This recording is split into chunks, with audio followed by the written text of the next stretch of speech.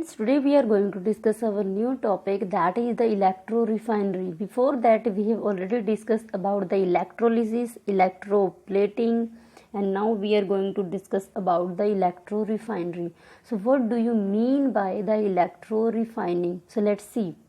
The process of purifying metals such as copper, gold and silver using electrolysis is called electro refining.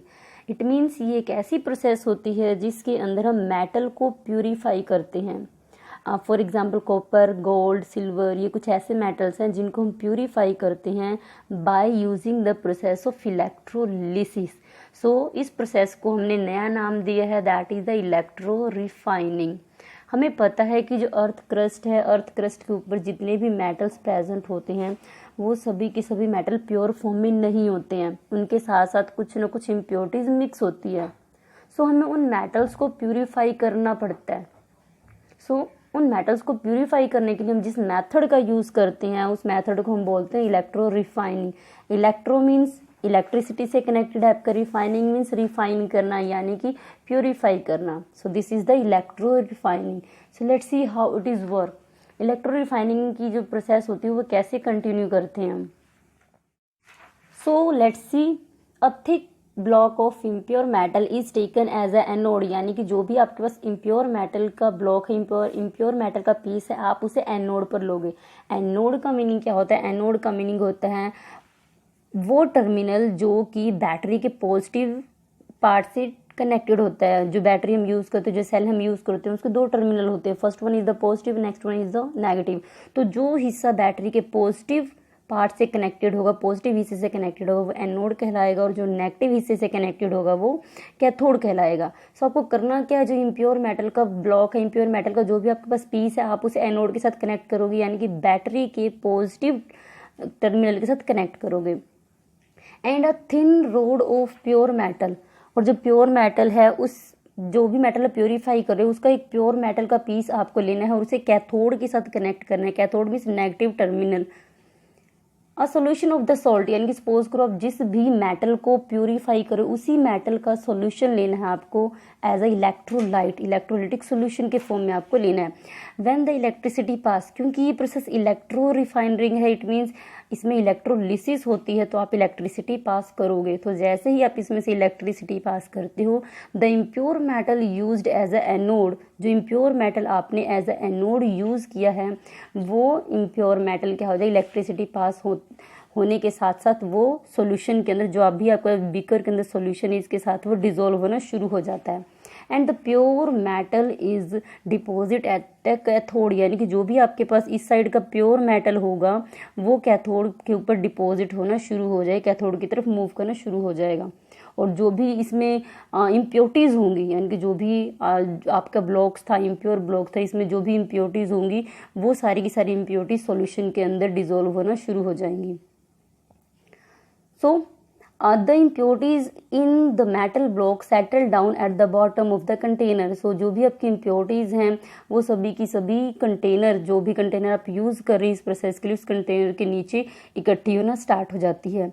And हमने block जो use किया था, जो impure metal आप use कर रहे हो वो इम्प्योर मेटल आप एज ए एनोड यूज़ कर रहे हो, देन डेफिनेटली जो भी वेस्ट मटेरियल होगा वो वेस्ट मटेरियल एनोड के नीचे ही होगा। सो वेस्ट मटेरियल जो इम्प्योर मटेरियल है या जो भी आपके पास इम्प्योरिटीज़ है वो सारी की सारी एनोड के नीचे यहाँ इकट्ठी होना शुरू हो जाएंगी, और इसे हम बोलते हैं anode mud. Next one, that is a copper is refine using by this process. तो इस प्रोसेस को यूज़ करते हुए हम कॉपर को रिफाइन कर सकते हैं। कॉपर के साथ साथ और भी बहुत सारे मेटल्स हैं जिनको हम इस प्रोसेस से रिफाइन कर सकते हैं। बस आपको चेक करना है कि आपको सबसे पहले एक इम्प्योर मेटल का ब्लॉक लेना है जिसको आपको बैटरी के पॉजिटिव टर्मिनल के साथ कनेक्ट करना है। साथ में आपको उसी मेटल का एक प्योर स्ट्रिप लेनी है जो कि एज ए कैथोड आप उसका यूज़ करोगे। सो सपोज करो अगर ये गोल्ड होता तो यहाँ गोल्ड की आप इम्प्योर मेटल का पीस लेते गोल्ड का, और यहाँ पर गोल्ड की एक थिन सी प्योर गोल्ड का पीस लेते। जैसे ही आप इसमें से बैटरी के साथ इसको कनेक्ट करते, जैसे इसमें से लाइट आप पास आउट करोगे तो धीरे धीरे जो आपका एनोड है इसकी जो इम्प्योरिटीज़ होती हैं वो सोल्यूशन के अंदर नीचे डिजोल्व होना शुरू हो जाएंगी, और जो प्योर गोल्ड होगा वो लेफ्ट साइड मूव करना स्टार्ट कर देगा, यानी कि कैथोड की तरफ मूव करना स्टार्ट कर देगा। सो आपको यहाँ कॉपर की इलेक्ट्रोलिसिस बताई गई है. So let's see how to purify the copper by using the electro refining. See how to purify the copper by using the refinery method और इलेक्ट्रो रिफाइनिंग. सो ये आपको करना क्या है, आपको सबसे पहले चाहिए एक इम्प्योर मेटल का पीस, यानी कि आप कॉपर को प्यूरिफाई करने जा रहे हो. इट मीन्स आपके पास एक इम्प्योर कॉपर का जो भी स्ट्रिप है या जो भी आपके पास पीस है, आपको वो लेना है और उसे कनेक्ट करना है बैटरी के पॉजिटिव टर्मिनल से. इट मीन्स आपको कनेक्ट करना है एनोड के साथ. एंड नेक्स्ट आपको सेम उसी मेटल का, यहाँ पर अगर आप कॉपर को प्योरीफाई करो, इट मीन्स आपके पास कॉपर की एक स्ट्रिप और होनी चाहिए, बट जो सेकंड स्ट्रिप आप लोगे वो प्योर मेटल होगा कॉपर का, यानी कि पहले से प्योरीफाइड होगा. तो आप वहाँ दूसरा जो सेकंड टर्मिनल लोगे, सेकंड टर्मिनल पे आप कॉपर का प्योरीफाई पीस लोगे और उसे बैटरी के नेगेटिव टर्मिनल से कनेक्ट करोगे. इट मीन्स आप उसे कैथोड बनाओगे.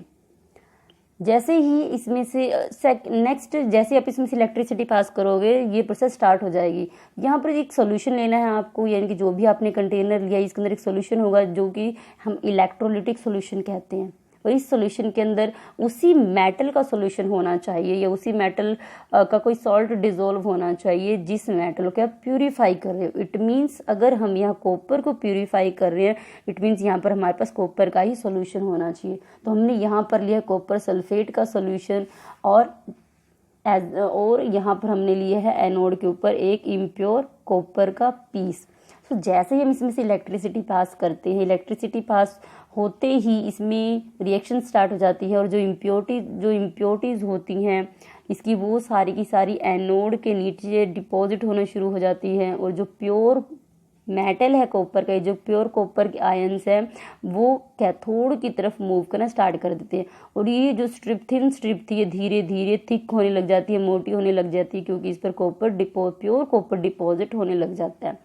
सो इस तरह से जब तक कि आपका ये जितनी भी इसमें कॉपर के आयंस हैं वो कैथोड की तरफ मूव ना कर जाए, तब तक ये प्रोसेस आपकी कंटिन्यू रहेगी.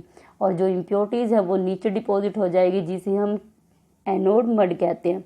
सो इस प्रोसेस के थ्रू हम कॉपर के अलावा दूसरे मेटल्स भी हैं जिनको प्योरीफाई कर सकते हैं, for example gold, silver etcetera.